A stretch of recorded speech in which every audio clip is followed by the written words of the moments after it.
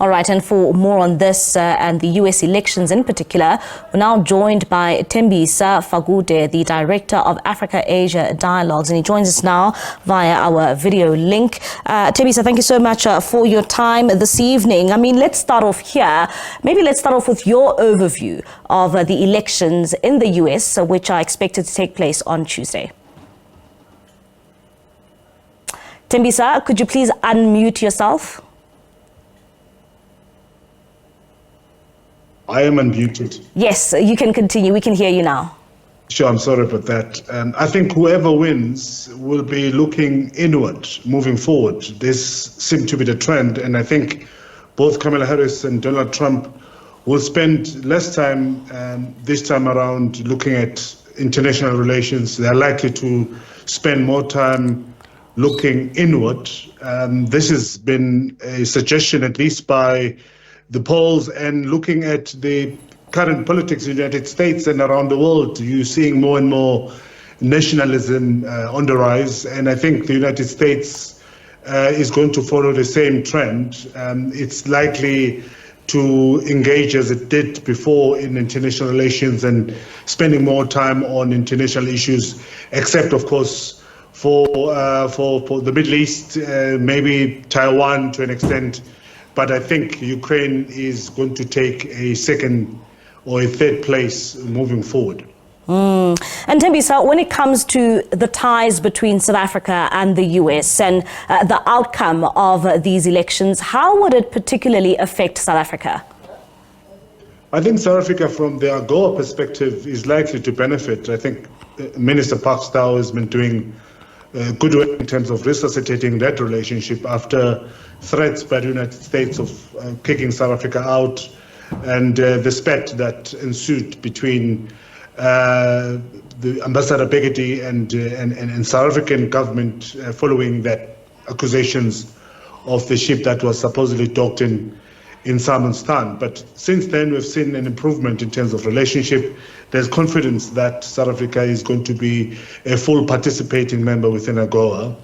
But I think sometimes we take ourselves too serious in terms of thinking that the United States really has a specific foreign position specifically for South Africa. I don't think so. I think South Africa is regarded as one of the African countries, and there's a blanket dealing with South Africa together with other African countries. I don't think the United States, nor the foreign policy of the United States is going to be spending time coming up with a foreign policy that is going to be specifically geared towards South Africa. I don't think so. And South Africa, when it comes to its decision to take a non-alignment stance, was criticized heavily by many, including the likes of the US. And when it comes to the outcomes of this election, should it be Donald Trump or Kamala Harris, how would that be perceived, continuing this approach and at the same time just coming out of that BRICS summit? I think our position from the beginning was sound. The biggest challenge, of course, that DERCO faced was communicating that. And the previous minister sometimes was kind of fall into the trap of having to call, for example, Russia or friends during press conferences. That gave a suggestion that South Africa was taking sides. But I think if South Africa stick to the script in terms of our non-aligned movement, which was the position from the beginning, I don't think we would have found ourselves in the position that we found ourselves in relation to our foreign policy or a possible butting of heads between ourselves and the United States. I think it was a gross miscommunication and inability to communicate precisely what the non-aligned position meant. Instead, we found ourselves having to defend historical relations with Russia, etc. Something that shouldn't have come into a discussion when the controversy between ourselves in the United States and Ukraine arose some couple of months ago. And dealing with the issues of the Middle East and South Africa in particular, going to the ICJ, asking it for it to intervene, how will this pan out for South Africa, after we see the results of this election?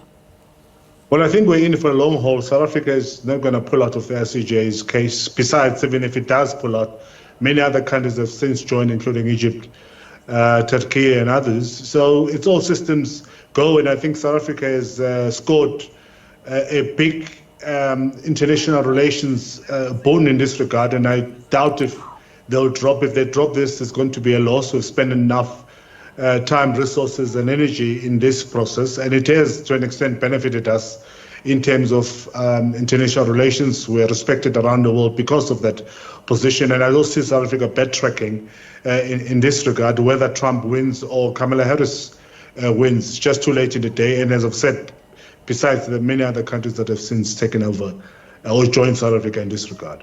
Thembisa, thank you so much for your time and for that insight. That is Thembisa Fakude, Director at Africa Asia Dialogues, giving us his insight there when it comes to his expectations for the US elections. And of course, the United States will be going to the polls on Tuesday. And of course, they will be voting for a new president.